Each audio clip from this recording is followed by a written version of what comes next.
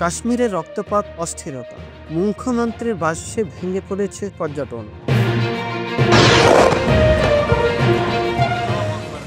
আন্তর্জাতিক অঙ্গনে ফের কাশ্মীর ইস্যু। কাশ্মীরে ফের সহিংসতা ও অস্থিরতার ছায়া। 22 এপ্রিল পহেলগামে ভয়াবহ সন্ত্রাসী হামলার পর এরকম স্থবির হয়ে পড়েছে পুরো উপত্যকা। বন্ধ হয়ে গেছে স্কুল, বিমানবন্দর, এমনকি আকাশসীমাও। পর্যটকদের আনাগোনা জমজমাট কাশ্মীর এখন কার্যতর পাকা। এমন বাস্তব চিত্র তুলে ধরেছেন জম্মু ও কাশ্মীরের মুখ্যমন্ত্রী ওমর আবদুল্লাহ। ভারতীয় সংবাদ মাধ্যম এনডিটিভিকে দেওয়া এক্সক্লুসিভ সাক্ষাৎকারে মুখ্যমন্ত্রী বলেন, সবকিছু বদলে গেছে, আবার কিছুই বদলায়নি। রক্তপাত, দুর্দশা, অস্থিরতা চলছে। কাশ্মীরে এমন এক পরিস্থিতি তৈরি হয়েছে যা কল্পনাও করিনি। অর্থনীতি ও পর্যটনে বড় ধাক্কা।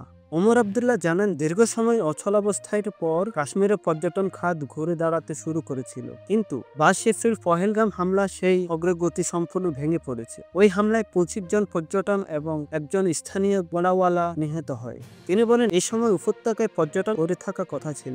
বিমানবন্দরে প্রতিদিন 50 থেকে 60টি ফ্লাইট ওঠানামা করার কথা ছিল, কিন্তু এখন পর্যটক নেই, বিমানবন্দর বন্ধ, আকাশসীমাও বন্ধ। এছাড়া রাজ্যের স্কুলগুলোর অবস্থাও একই, শিক্ষা কার্যক্রম একেবারে থেমে গেছে। এতে শিক্ষার্থীদের ভবিষ্যৎ নিয়ে উদ্বেগ বাড়ছে। কাশ্মীর ইস্যুর আন্তর্জাতিক আইন নিয়ে উদ্বেগ। সাক্ষাৎকারে মুখ্যমন্ত্রী কাশ্মীর ইস্যুর আন্তর্জাতিক অঙ্গনে ফের আলোচনায় আসা নিয়ে উদ্বেগ প্রকাশ করেন।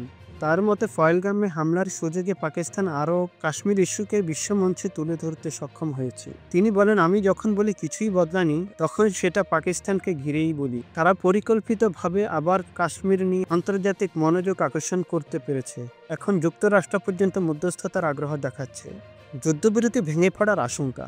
ভারত পাকিস্তান সম্পর্ক নিয়ে মুখ্যমন্ত্রী বলেন, যতই সম্পর্ক জটিল হোক, এতদিন ধরে যুদ্ধবিরতি ঠিকই ছিল, কিন্তু এখন তা পুরোপুরি ভেঙে পড়েছে।